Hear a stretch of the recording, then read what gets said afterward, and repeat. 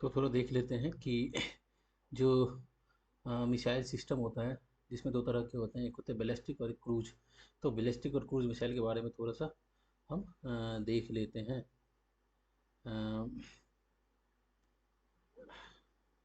सो क्या होता है। सो हाँ, देखिए जब इसमें आएंगे तो ballistic versus cruise missile their role in the Indian military strategy.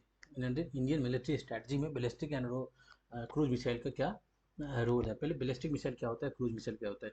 देखिए बैलिस्टिक को देखेंगे, जब देखेंगे तो इसमें क्या होता है कि बैलिस्टिक मिसाइल में जो इसका जो पाथ होता है, प्रोजेक्टाइल पाथ होता है। जैसे कि ये हो गया, ये हो गया एक्स एक्सिस, ये हो गया ये वाई एक्सिस और ये एक्स एक्सिस। तो यदि आप मिसाइल को यहाँ से लॉन्च करते हैं तो ये सबसे पहले कहाँ जाएगा, आउटर स्पेस में जाएगा। ठीक, आउटर स्पेस में गया, यहाँ पे आया, फिर उसके बाद ये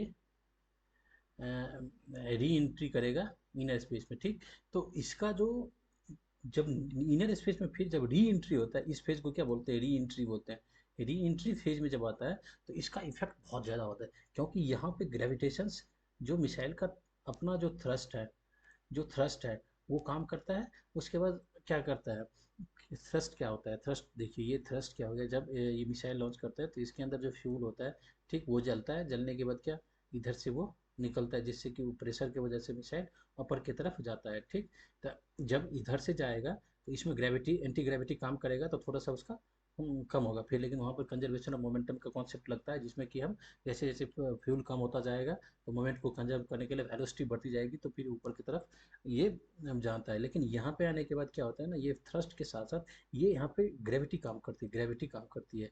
तो यहाँ पे आने के बाद ना इसकी स्पीड हाइपरसोनिक हो जाती है, क्योंकि ग्रेविटी का बहुत ज़्यादा इफेक्ट होता है तो हाइपरसोनिक हो जाती है। तो ये आने के बाद यहाँ पे जो डेविस्टेशन होगा, इसका जो मतलब बर्बादी होगी, वो बहुत ज़्यादा होता है जब बैलिस्टिक मिसाइल का यूज़ करते हैं। तो ठीक, समझ गए। तो बैलिस्टिक मिसाइल में दूसरा क्या है कि मतलब इंडिया के पास कैपेबिलिटी है कि हम एक बैलिस्टिक मिसाइल से मल्टीपल टारगेट कर सकते हैं। ठीक, जैसे यहाँ पे आने के बाद ना बैलिस्टिक मिसाइल इस डायरेक्शन में, इस डायरेक्शन में, इस डायरेक्शन में, हर एक डायरेक्शन में इसके पार्ट जा सकते हैं। ठीक, और वो भी मल्टीपल टारगेट को हम कर सकते हैं। लेकिन जब हम इसको क्रूज से कंपेयर करेंगे तो ये प्रिसाइजन उतना नहीं होता जितना कि क्रूज होता है, उतना प्रिसाइजन नहीं होता है। मतलब यहाँ पे टारगेट है, थोड़ा इधर भी, थोड़ा इधर भी, थोड़ा इधर भी चला जा सकता है। ठीक, तो डेटरेंस के लिए बैलिस्टिक मिसाइल का किया जाता है। ठीक, बैलिस्टिक मिसाइल में दूसरा ये क्या होता है कि आप हेवी लोड भी आप डाल सकते हैं इसमें। जैसे मान लीजिए कि आपको हैवी लोड का न्यूक्लियर स्ट्राइक करना है, या हैवी लोड का मतलब जो अदर एम्यूनिशंस आपको स्ट्राइक करना है, तब आप इसमें बैलिस्टिक मिसाइल का यूज़ कर सकते हैं। ठीक, क्रूज मिसाइल जो होता है वो क्रूज मिसाइल जो होता है वो आपके अर्थ लोअर स्पेस में काम, इसका जो पाथ होता है ये ऐसे करके, यदि आप यहाँ से करेंगे तो ये ऐसे ऐसे ऐसे गया।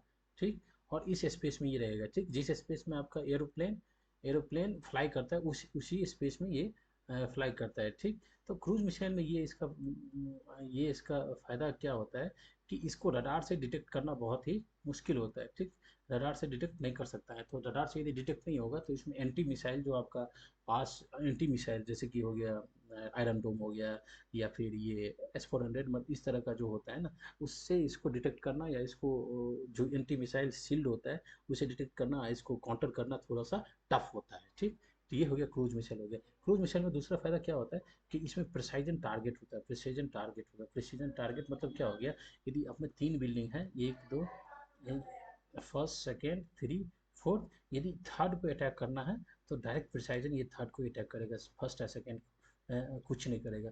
प्रिसाइजन टारगेट होता है। तो क्रूज का जो यूज होता है, क्रूज का जो यूज होता है जनरली टैक्टिकल यूज होता है। टैक्टिकल में इसका यूज किया जा सकता है। जैसे कि मान लीजिए आपका आर्मी यदि मूवमेंट इधर हो रहा है, ठीक, तो यहाँ पे आप इस फील्ड को क्लियर करने के लिए आपको क्रूज मिसाइल का यूज़ करके इस फील्ड को क्लियर करेंगे, फिर आपका लैंड आर्मी मतलब आर्मी जो है वो मूव करेगा। ठीक, जैसे कि मान लीजिए कहीं पे, जैसे कि अभी ये गाजा वाजा में जो ये चल रहा था, तो इसराइल ने क्या बहुत ज़्यादा प्रिसीजन मिसाइल का यूज़ किया था, क्रूज मिसाइल का यूज़ किया था। ठीक, लेकिन वहीं जब देखोगे आप ये ईरान ने जो इसराइल पे अटैक किया था, बैलिस्टिक मिसाइल का यूज़ किया था आई थिंक, जो उसका बैलिस्टिक मिसाइल का यूज़ था। बैलिस्टिक मिसाइल में भी मतलब लो क्वालिटी का मिसाइल जो था उसका यूज़ किया था।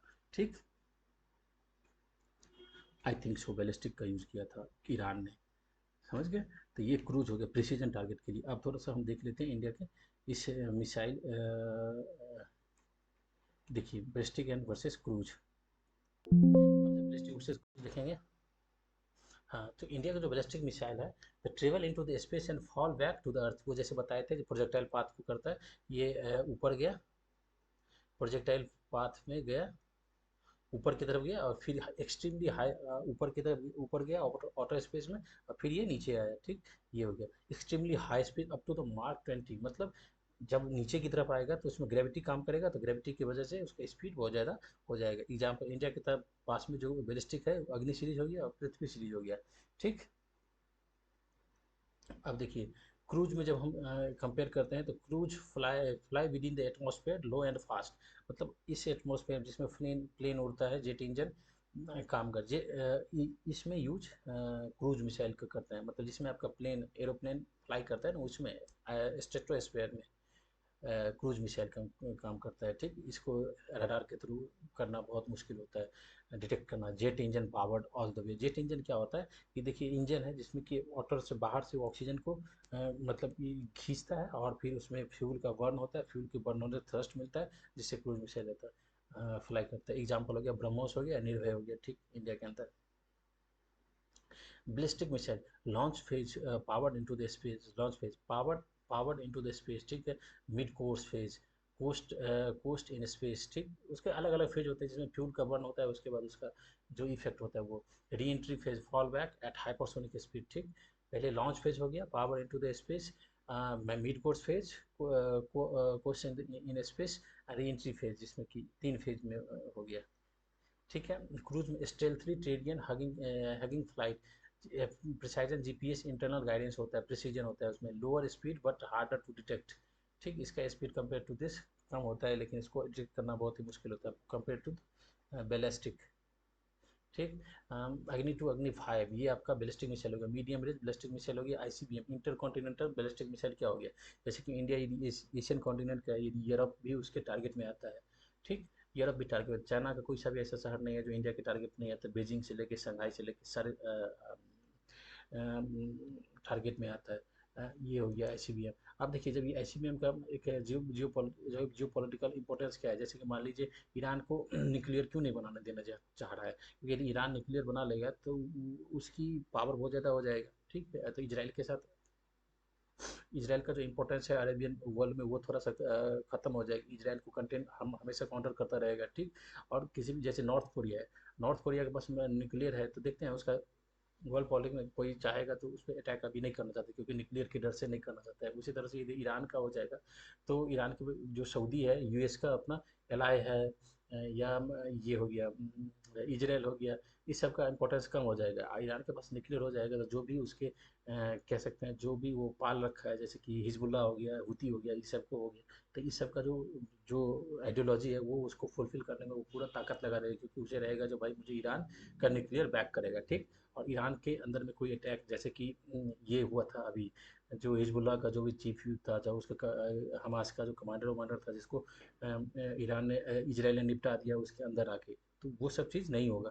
तो एक डेटरेंस की तरह काम करेगा, मतलब डेटरेंस मतलब क्या होगा, लोग डरेंगे उससे, अदर कंट्री डरेंगे उससे, उससे, ठीक। तो उसी तरह से आईसीबीएम जो होता है ना, यदि कोई कंट्री बना लेता है तो जो उसके रेंज में आ जाएगा तो वो डरेगा ना। आपके पास कोई ऐसा आर्म्स है जिससे रेंज में आपके पड़ोसी सब आ जाता है, तो पड़ोसी फिर डरते हैं ना, तो भाई इसके रेंज में आ गया।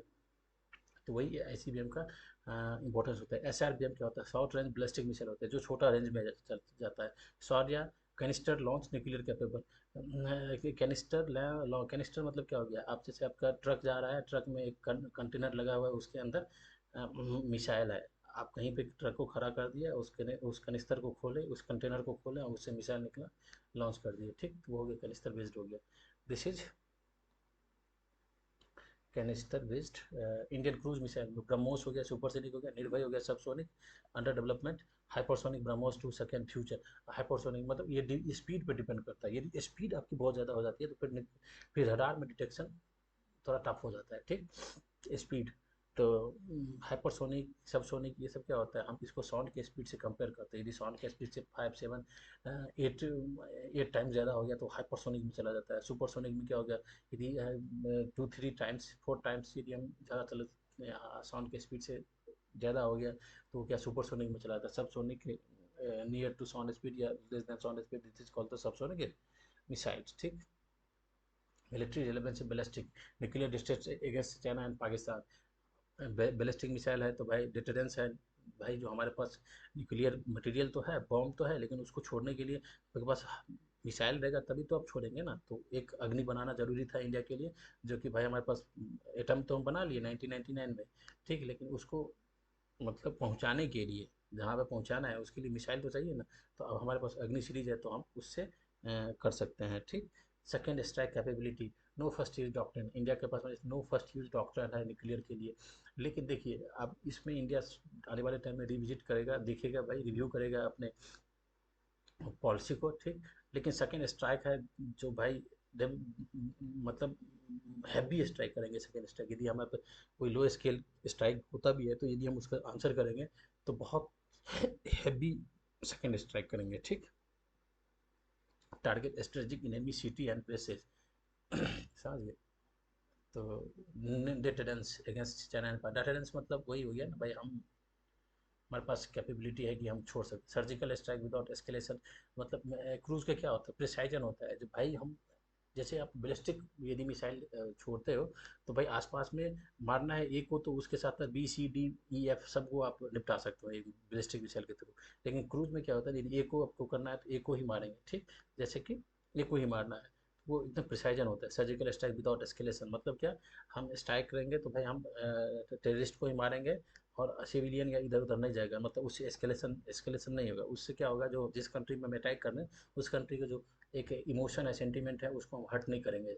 ठीक है। एस्केलेशन ज़्यादा डेविस्टेशन ज़्यादा वहाँ पे इम्पैक्ट नहीं होगा, ज़्यादा मतलब बर्बादी नहीं होगी, तो एस्केलेट नहीं करेगा। तो उसके लिए क्रूज मिसाइल का काम आता है। प्रिसाइजिंग टारगेटिंग फॉर इनेमी एसेट्स, भाई इनेमी का जो एसेट्स है, जैसे कि मान लो उसका आर्म्स है, एमनेशन है, जो डिपो है, जो उसका लॉन्च पैड है, या एयर जो उसका कह सकते हैं एयरबेस है, वो सब को प्रिसीजन टारगेट कर सकते हैं, उसके जो एसेट्स है वो बर्बाद कर सकते हैं क्रूज के through. Navy anti ship capability, vital Indo Pacific anti ship capability कर सकते हैं। मतलब क्या हो गया, जो कोई शिप हमारे इंडियन ओशन में आ गया, अरेबियन सी में आ गया, पाकिस्तान के साथ अभी चल रहा है, तो क्रूज का यूज़ करके हम जो भी कराची पोर्ट उधर हो जाए उसको निकलने से पहले ही हम उसको बर्बाद कर सकते हैं। तो क्रूज मिसाइल की ये कैपेबिलिटी होती है। ठीक। आप देखिए ballistic versus cruise missile, ballistic big deterrence, nuclear umbrella. Big deterrence मतलब क्या भाई, हमारे पास बैलिस्टिक है जो हम हिंद मतलब अटलांटिक ओशियन तक हम टारगेट कर सकते हैं, और न्यूक्लियर है ही मेरे पास तो हम न्यूक्लियर को अटलांटिक तक पहुंचा सकते हैं। बैलिस्टिक में इतनी पावर होती है। Cruise sharp limited strike paper, sharp limited strike होता है, बहुत critical for flexible Indian strategy, दोनों है। ठीक। हाँ, अग्नि 6 लॉन्गर, अभी फ्यूचर का जो प्रोग्राम चल रहा है, जो भाई हम अग्नि सीरीज है ना, तो उसको हम और थोड़ा रेंज बढ़ाएंगे, 10,000 किलोमीटर तक हम ले जाएंगे। और जो हमारा ये क्रूज है, ब्रह्मोस का जो स्पीड है ना, उसको हम सेकेंड जनरेशन थर्ड जनरेशन उसमें हम जाएंगे तो उसको हाइपरसोनिक क्लास तक ले जाएंगे। मतलब उसके साउंड का स्पीड जो अभी 4 5 तक है उसको हम 7 8 इस स्पीड तक हम ले जाएंगे उसकी। Greater focus on precision and speed, वो क्रूज में हम कर रहे हैं। ठीक। तो ये चीज़ है। जैसे क्रूज का हम यूज़ कैसे कर सकते हैं, जैसे मान लो बांग्लादेश हो गया, बांग्लादेश ने अभी जाके सेवन सिस्टर ये सब बोला है। बांग्लादेश के अंदर बहुत सारा इंसर्जेंट ग्रुप है, इंडिया के अगेंस्ट करता रहता है, या वहाँ पे माइनॉरिटी के अगेंस्ट ये सब करता रहता है, या हमेशा चिकन नेक के बारे में बोलता है, सिलीगुड़ी कॉरिडोर के बारे में बोलता रहता है। तो हम तंग आके एक बार कर सकते हैं, जब भाई तुम वहाँ पे जो बैड एलिमेंट है ना, या तो उसके ऊपर तुम लगाम लगाओ, नहीं तो हम उसको हम तोड़ देंगे। तो तोड़ने के लिए क्या करें, क्रूज को हम क्रूज छोड़ेंगे, या क्रूज जो प्रिसाइजन जो उसका कमांडर है, लीडर है, उसको हम डायरेक्ट टारगेट करेंगे। समझ गए। तो जैसे कि अल जवाहिरी को मारा था अमेरिकन ने कुछ दिन पहले, आप सुने होंगे, कुछ साल पहले अल जवाहिरी को मारा था अफगानिस्तान के अंदर। डायरेक्ट वो अपने बिल्डिंग में था, और उससे वो हाई क्वालिटी हाई लेवल का हाई टेक्नोलॉजी का था।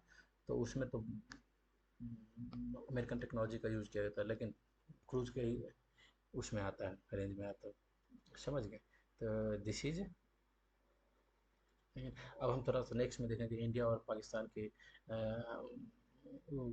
जो मिसाइल टेक्नोलॉजी मिसाइल है उसको हम थोड़ा कंपेयर करेंगे।